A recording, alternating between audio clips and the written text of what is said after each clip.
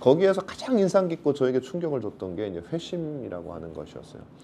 이 굉장히 중요한 진리더라고요. 근데 오늘 우리 시대가 가지고 있는 10분 만에 전할 수 있는 CCC 방식의 그런 회심하고는 너무나도 의미가 달랐습니다. 예수를 믿는다라고 했을 때 믿는다라는 언어의 정의 자체가 너무 달랐거든요.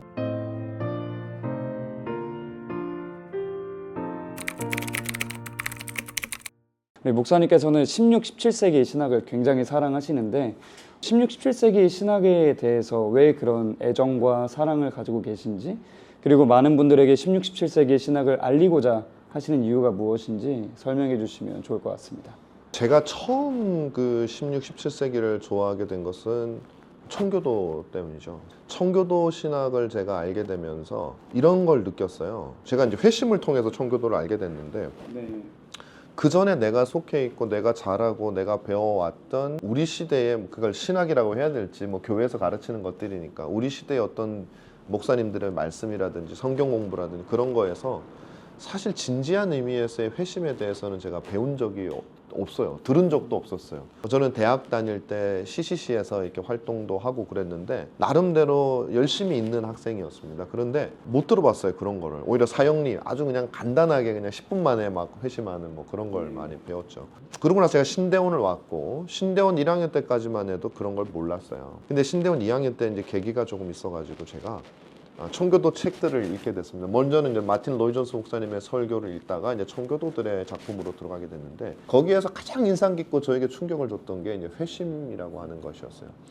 이 굉장히 중요한 진리더라고요. 근데 오늘 우리 시대가 가지고 있는 10분 만에 전할 수 있는 CCC 방식의 그런 회심하고는 너무나도 의미가 달랐습니다.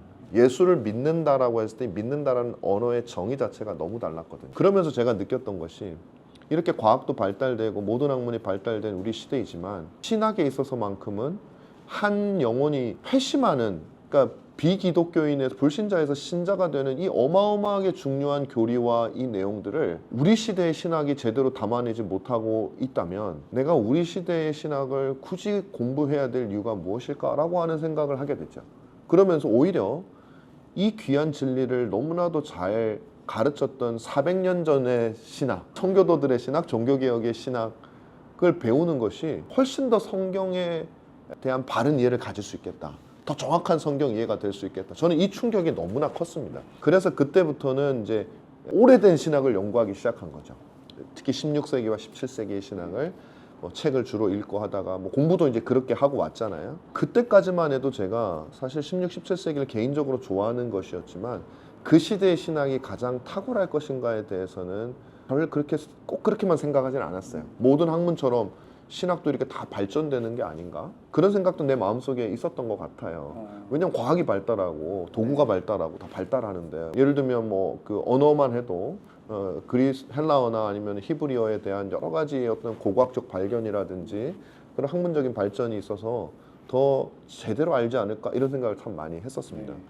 그런데 제가 이제 세월이 더 가고 한국에 돌아와서 교수를 하면서 부딪히는 이 신학교의 현장 혹은 목회의 현장에서는 제 느낌하고 완전히 달랐어요.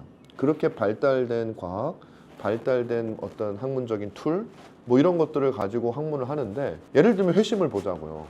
처음으로 다시 돌아가지만 이 회심에 대해서 그 발달된 것으로 이걸 밝혀내지 못하고 있더라는 거죠. 너무나도 성경적이고 너무나도 제가 볼 때 지금도 여전히 그것이 더 성경적이라고 믿는데, 그러니까 그때 제가 든 생각은 이성이 발달된다고 해서 성경에 대한 바른 이해가 발달되는 것은 아니겠구나라고 하는 생각을 제가 하게 되었습니다. 그러면서 저는 16, 17세기의 특징이 뭘까를 조금 고민을 많이 했죠. 다른 한편으로 말하면은 오히려 과학이 발달되고 잘못된 포스트 모더니즘이라거나 아니면 계몽주의라거나 이런 사상들이 현대, 물론 계몽주의는 오래된 거지만 막 들어오게 되면서 오히려 점점 더 하나님께서 성경을 통해서 그 백성들에게 말씀하시고자 하는 교리를 발달이라는 이름으로 왜곡시켜가는 것 같고, 점점 더 성경의 원리에서 멀어지는 것 같아서 오히려 저는 더 16, 17세기가 왜 그러면 그렇게 의미가 있을까, 정말 가장 좋은 신학인가에 대해서 의문을 가졌어요. 근데 그것도 제가 계기가 있는데, 우리 박건빈이라고 우리 전도사님이 있는데, 이분이 지금 이제 PRTS에서 유학을 하고 계시는데, 그분이 한 번은 제가 세미나를 하는데 질문을 그걸 하더라고요. 청교도의 신학이 가장 탁월한 신학이냐 이렇게 묻더라고요. 순간 조금 당황을 했어요. 당황은 했지만 그렇다라고 생각을 하고 대답을 했고 또 그 이후에 이 부분에 대해서 제가 고민을 많이 하다 보니까 지금은 그 확신이 사실 점점 더 커졌어요. 그러니까 청교도들을 알면 알수록 16세기 종교개혁자들을 알면 알수록 이 사람들이 신학하는 방법이 얼마나 인간에 대한 바른 이해를 가지고 있는가, 얼마나 하나님에 대한 바른 이해를 가지고 이 바른 신학을 하는데 가장 중요한 것이 두 가지인데 칼빈이 말했던 것처럼 하나님을 바르게 알고 인간을 바르게 알아야만 바른 신학을 할 수 있는 거죠. 그죠? 그런데 하나님을 바르게 알기 위해서는 또 인간을 바르게 알아야 되고 인간을 바르게 알아서 하나님을 바르게 알아야 되는데 16, 17세기는 어떤 시기냐면은 1000년간의 중세 시대가 이게 끝나던 시기죠. 그러니까 1000년 동안 뭘 알았냐면 인간이 교만하거나 자만하거나 성경에서 조금만 관심을 떼거나 아니면 다른 어떤 것을 기준으로 삼거나 하면 얼마나 교회가 지독하게 부패할 수 있는가에 대한 이해를 충분히 가진 것이 중세 1000년을 바라보는 종교개혁자들의 입장이었던 거죠. 그러니까 이 사람들은 그 1000년의 역사를 끝내면서 하나님이 주신 놀라운 은혜의 역사 때문에 인간이 부패함에 대해서 너무나 절실하게 이해를 했던 거예요. 그래서 깨달은 게 뭐냐면 우리의 지혜가 아니라 하나님을 향한 경건함으로 신앙생활을 해야 된다, 신학을 해야 된다라는 걸 너무 잘 알았던 거죠. 그래서 그 시대에 인간에 대한 이해가 있었고요. 그 다음에 하나님에 대한 경건함이 있었어요. 어떤 하나님의 말씀을 내가 저걸 분석해내리라, 도전해내리라, 내가 판단해서 아닌 건 아니라고 할 이런 마음으로 보는 것이 아니라 하나님의 말씀을 절대적인 말씀으로 놓고 그 앞에 자신을 내어놓는 그런 경건함, 그러니까 인간에 대한 이해 또 경건함, 그리고 거기에다 플러스 뭐가 있냐면 성령의 놀라운 일루미네이션, 비춤이 있어야 된다는 거죠. 그게 교회사 가운데 늘 동일하지가 않거든요. 어느 시대에는 폭발적으로 일어나고 어느 시대는 하나님 마치 얼굴을 감춘 것처럼 깜깜하던 시기가 있어. 그때가 언제일까요? 네, 중세죠. 천년에. 중세 천년은 정말 많이 하나님이 감추셨죠. 그리고 저는 그런 면에서 오늘 18세기 이후에 인간의 계몽주의 사상이 인간 이성이 최고다라고 하는 그 교만한 시대에 과연 하나님이 그 전처럼 얼굴을 보이셨을까?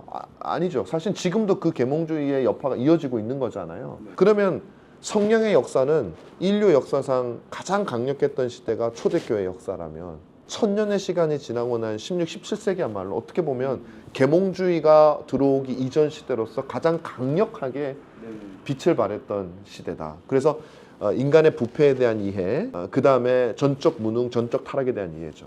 그 다음에 하나님에 대한 바른 이해, 경건함, 그 다음에 성령의 비추임, 이 세 가지가 동시에 폭발적으로 일어났던 시대가 16, 17세기로 보기 때문에 그 이후에는 인간이 지배하던 시기다, 인간 이성이 지배하던 시대라 그 시대까지의 성경에 대한 이해가 가장 온전하지 않는가. 물론 그 이후에 성경의 발전이 전혀 없는가, 그건 아니지만 저는 상당 부분 그 시대에 거의 완성이 됐고 그 이후부터는 부분적으로는 더 밝히는 부분도 있겠지만 더 많은 부분에서 훼손하는 영역이 더 많다고 생각이 들어져요. 그래서 저는 16, 17세기에 대한 이해가 굉장히 중요하다고 생각합니다. 제가 질문 하나 해도 될까요? 되죠. 이렇게 말하는 사람들 있죠. 어쨌든 뭐 지금 이 시대 목회자들 중에서도 뭐존 파이퍼나 폴 워셔나 그런 개혁주의 신학을 잘 정리해준 사람들이 있음에도 불구하고 우리가 왜 굳이 아까 말씀하셨던 것처럼 청교도로 돌아가야 하냐. 지금 이 시대의 목회자들이 그런 개혁주의 신학을 통해서 목회를 성공적으로 하고 있으면 그것만 봐도 충분하지 않냐라고 하는 분들도 제 주위에 꽤 그렇죠. 그럴 수 있죠.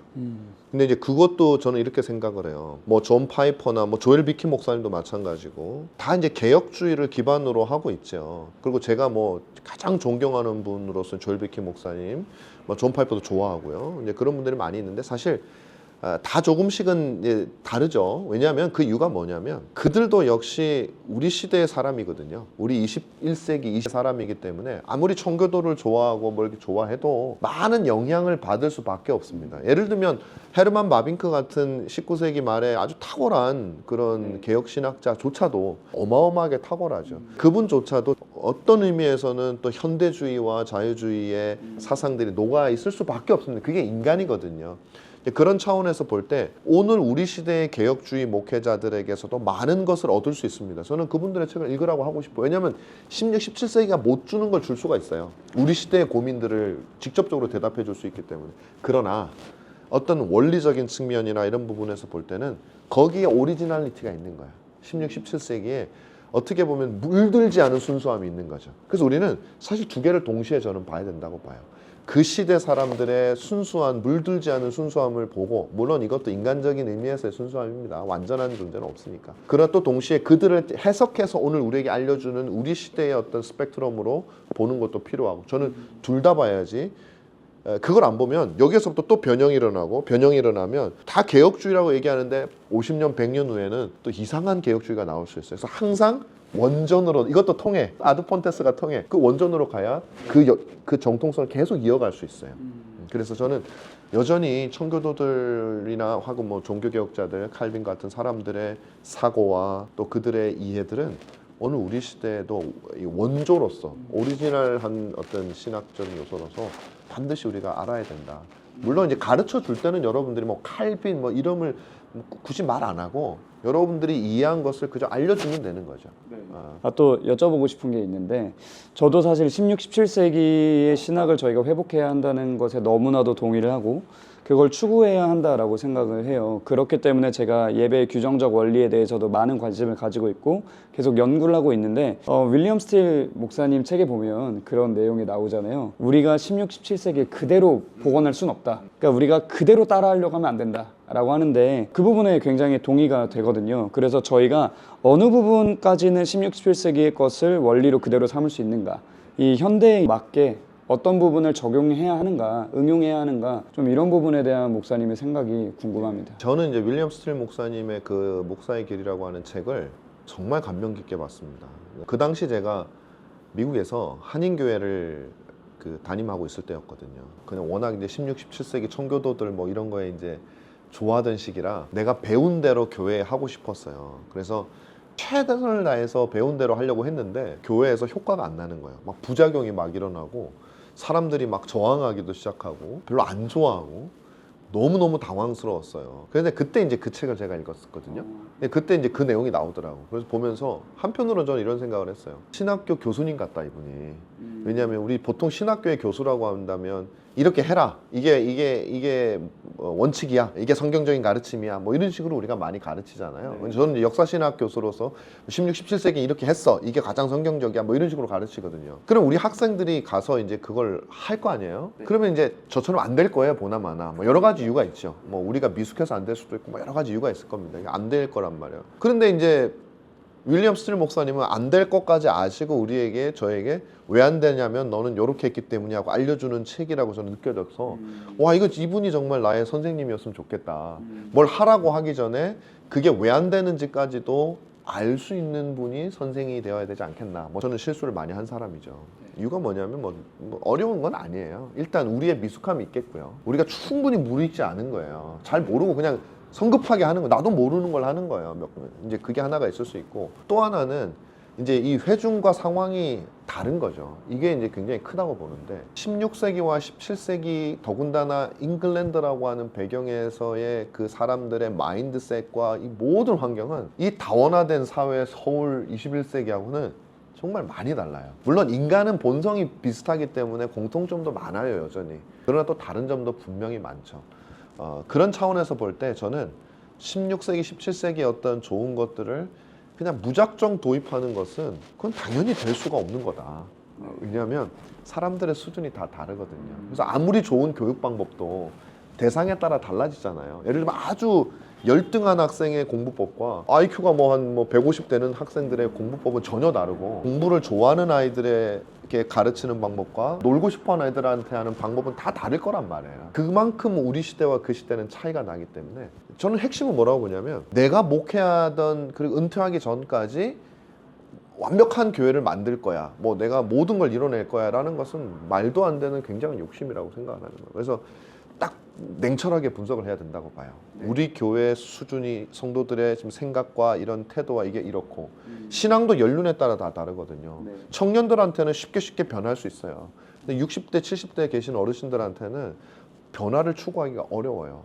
그런 지혜를 잘 살펴서 나는 뭐 기초 정도만 깔고 가야겠다, 아니면 나는 맛만 보여주고 내 다음 세대에 바톤을 넘겨야겠다, 여러 가지 지혜로운 계획을 세워서 우리가 해야지. 한 가지 확실한 건 뭐냐면, 적어도 언젠가는 우리 교회에 이 성경적인 원리가 세워지기를 바란다 네. 라고 하는 방향으로만 가면은 저는 된다고 봐요. 이보 전진을 위한 일보 후퇴를 해야 될 시기도 있을 수 있어요. 멀어지는 방향으로 가야 될 수 있어요.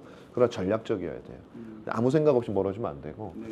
그런 머릿속에서 그런 계산 속에서 때로는 성도들 때문에 양보해야 될 땐 양보할 수도 있고 네. 그들을 교육할 우리 부모님들도 자녀를 기를 때 무섭게 할 때는 무섭게 하지만 또 풀어줄 때는 풀어줘야 다음에 또 땡길 수 있으니까 네. 여러 가지 전략적인 사고를 가지고 해야만 된다. 네. 그런 생각합니다. 오늘 우리 시대도 그랬으면 좋겠어요. 너무 예배가 우리 기준에 따라서 우리 스타일에 맞게 바뀌면 각 교회마다 너무 다르고 이게 예배인지 뭔지 막 헷갈리는 네. 통일성이 완전히 사라지게 되는 그런 일들이 참 슬픈 일이죠. 그게 교회를 쪼개놓는 일이 되거든요. 네.